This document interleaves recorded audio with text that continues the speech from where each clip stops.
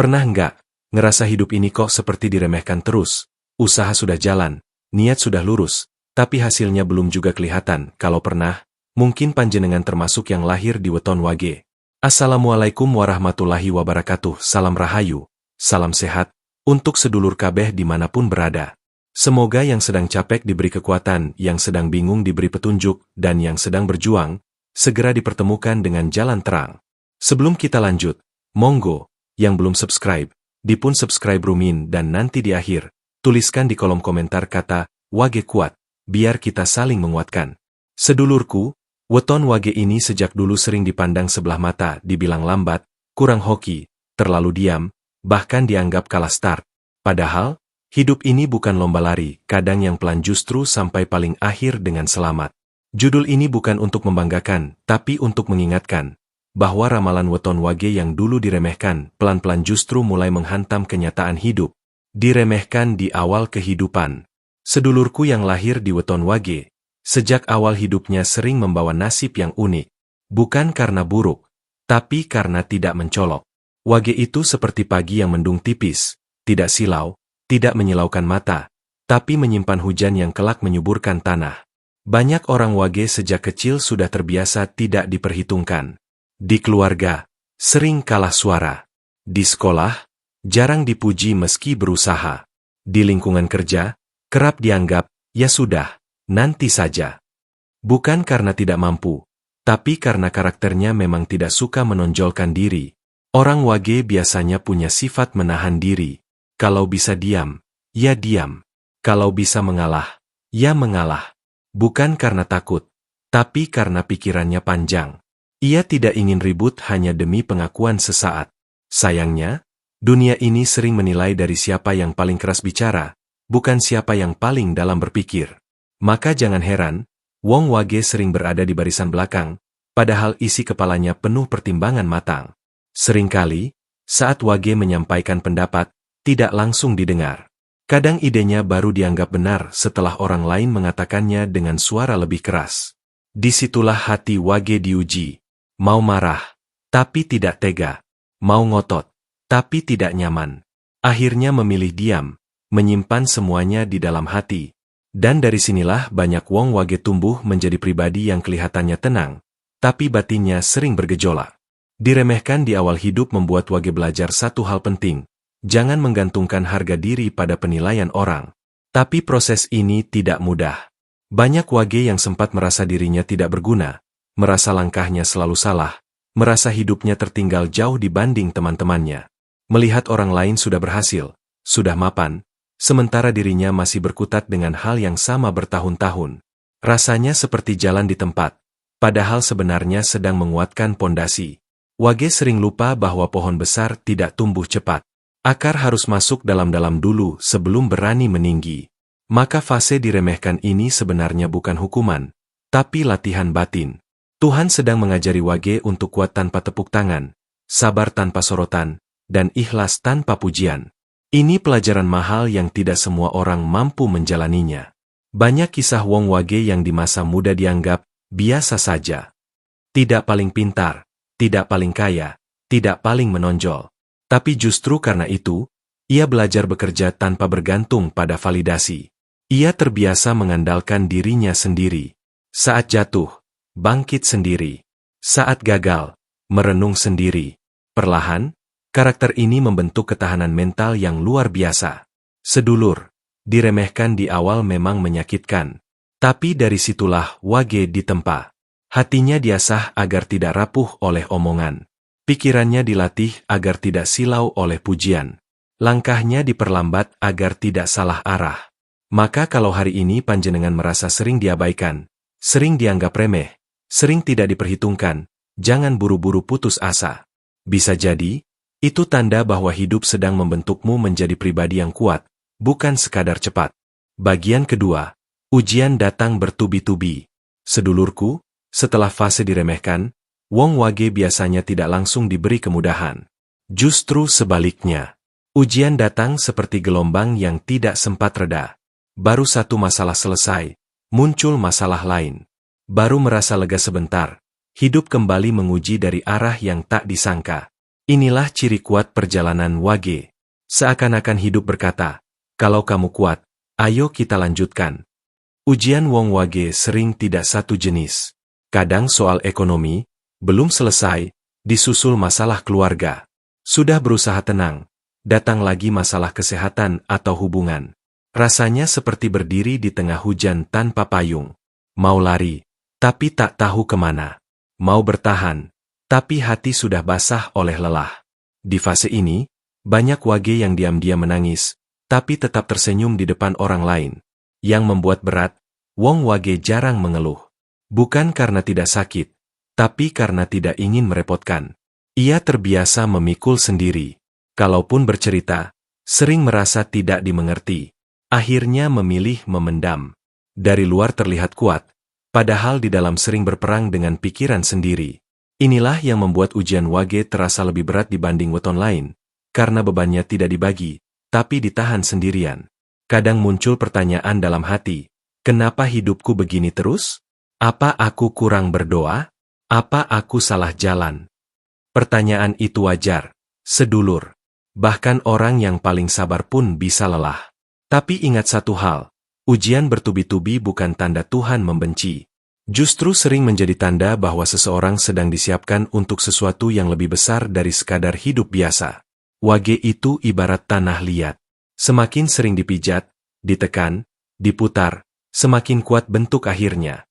Kalau sekali dua kali ujian mungkin masih bisa ditertawakan, tapi saat datang beruntun, disitulah watak asli seseorang muncul. Dan disitulah banyak Wong Wage sebenarnya lulus tanpa sadar. Ia tidak kabur. Ia tidak mengkhianati nilai hidupnya. Ia tetap jujur meski rugi, tetap baik meski disakiti, tetap sabar meski tidak dipahami. Ujian juga membuat Wage punya kepekaan batin yang tinggi. Ia jadi paham rasa kehilangan, rasa gagal, rasa tidak dianggap. Dari situ tumbuh empati. Maka tidak heran, banyak Wong Wage kelak menjadi tempat orang lain bersandar. Nasihatnya sederhana, tapi menenangkan. Kehadirannya tidak ramai, tapi meneduhkan. Semua itu lahir dari luka yang sudah ia terima lebih dulu. Sedulur, kalau hari ini hidup terasa berat dan masalah seperti tidak ada habisnya, jangan merasa sendirian. Wage memang sering diuji lebih awal dan lebih sering. Tapi ujian itu seperti api kecil yang terus dinyalakan. Tujuannya bukan membakar, tapi menguatkan baja di dalam dirimu. Dan baja yang sering dipanaskan, justru lebih lentur dan tidak mudah patah. Percayalah, fase ini akan berlalu. Tidak cepat, tapi pasti. Dan saat nanti menoleh ke belakang, panjenengan akan sadar, ternyata semua ujian itu bukan untuk menjatuhkan, tapi untuk mengangkat derajat hidupmu perlahan-lahan. Titik balik yang pelan tapi pasti. Sedulurku, setelah lama diremehkan dan ditempa oleh ujian yang datang silih berganti, Wong Wage biasanya memasuki satu fase yang sering tidak disadari, titik balik. Bukan titik balik yang gemerlap, bukan perubahan drastis yang langsung membuat orang takjub, tapi perubahan pelan yang dalam. Seperti matahari pagi yang tidak tiba-tiba panas, namun perlahan mengusir dingin malam tanpa ribut dan tanpa suara. Titik balik Wong Wage sering dimulai dari dalam diri. Cara berpikirnya berubah. Ia tidak lagi sibuk membuktikan diri kepada orang lain. Ia mulai fokus pada apa yang bisa ia jaga dan rawat. Hatinya lebih tenang, langkahnya lebih mantap. Yang dulu mudah goyah oleh omongan, kini lebih kuat berdiri pada prinsip. Dari luar, hidupnya terlihat biasa saja, tapi di dalam, pondasinya sudah kokoh. Rezeki Wage di fase ini mulai terasa mengalir. Tidak besar sekaligus, tapi cukup dan berkelanjutan. Usaha yang dulu jalan tersendat, pelan-pelan menemukan ritmenya. Pekerjaan yang dulu terasa berat, kini terasa lebih ringan karena sudah selaras dengan watak dan kemampuan. Wage tidak lagi memaksa hidup mengikuti keinginannya, tapi menyesuaikan diri dengan alur yang sudah ia pahami. Yang menarik, saat titik balik ini terjadi, orang-orang yang dulu meremehkan mulai memperhatikan. Ada yang heran, ada yang diam-diam kagum, ada pula yang baru sadar bahwa Wong Wage ternyata kuat. Tapi di titik ini, Wage sudah tidak terlalu peduli. Bukan karena sombong, tapi karena sudah kenyang dengan proses. Pengakuan orang lain bukan lagi bahan bakar utamanya. Wage di fase ini ibarat sawah yang panennya tidak serentak, tapi hasilnya pasti. Saat orang lain sibuk mengejar hasil cepat, Wage justru menikmati kestabilan. Ia mungkin tidak paling kaya, tidak paling terkenal, tapi hidupnya terasa utuh. Kebutuhan tercukupi, hati relatif tenang, dan relasi lebih sehat. Ini adalah kekayaan yang sering tidak terlihat, tapi sangat dirasakan. Titik balik ini juga membuat Wage menjadi pribadi yang lebih bijak dalam mengambil keputusan. Karena pernah salah, ia tidak gegabah. Karena pernah jatuh, ia lebih hati-hati melangkah. Setiap keputusan diambil dengan pertimbangan matang. Tidak emosional, tidak terburu-buru. Inilah hasil dari perjalanan panjang yang dulu terasa menyakitkan, tapi kini berbuah kedewasaan. Sedulur, jangan salah paham. Titik balik ini bukan berarti hidup Wage bebas masalah. Masalah tetap ada, tapi cara menyikapinya berbeda. Kalau dulu panik, sekarang tenang. Kalau dulu merasa sendiri, sekarang percaya bahwa selalu ada jalan. Wage belajar bahwa hidup tidak harus selalu menang. Yang penting tidak kehilangan arah dan jati diri. Dan disinilah ramalan weton Wage benar-benar menghantam kenyataan. Yang dulu dianggap lambat, ternyata justru paling tahan. Yang dulu diremehkan, ternyata paling siap menghadapi badai. Yang dulu dianggap biasa, ternyata mampu menjalani hidup dengan penuh kesadaran dan keteguhan. Jadi sedulurku, kalau panjenengan hari ini merasa hidup mulai lebih tenang meski tidak mewah, lebih stabil meski tidak ramai, lebih mantap meski tidak cepat, bisa jadi panjenengan sedang berada di titik balik itu. Nikmati prosesnya. Rawat kesabaranmu. Karena bagi Wong Wage, hasil terbaik memang tidak datang cepat, tapi selalu datang tepat. Sedulurku Wong Wage, setelah perjalanan panjang yang panjenengan lewati, ada satu hal penting yang perlu dijaga. Jangan sampai luka masa lalu membuat hati menjadi pahit. Pengalaman diremehkan dan diuji memang membekas, tapi jangan dibiarkan berubah menjadi tembok yang menutup rezeki dan ketenangan batin. Orang yang terlalu lama memeluk luka, tanpa sadar akan berjalan pincang meski kakinya sudah sembuh. Petunjuk pertama untuk Wong Wage adalah menjaga niat tetap bersih.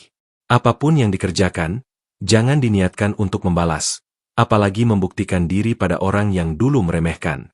Niat seperti itu ibarat berjalan sambil membawa beban di punggung. Sampai tujuan pun badan sudah lelah. Lebih baik niatkan untuk menata hidup, menenangkan hati, dan memberi manfaat sekecil apapun.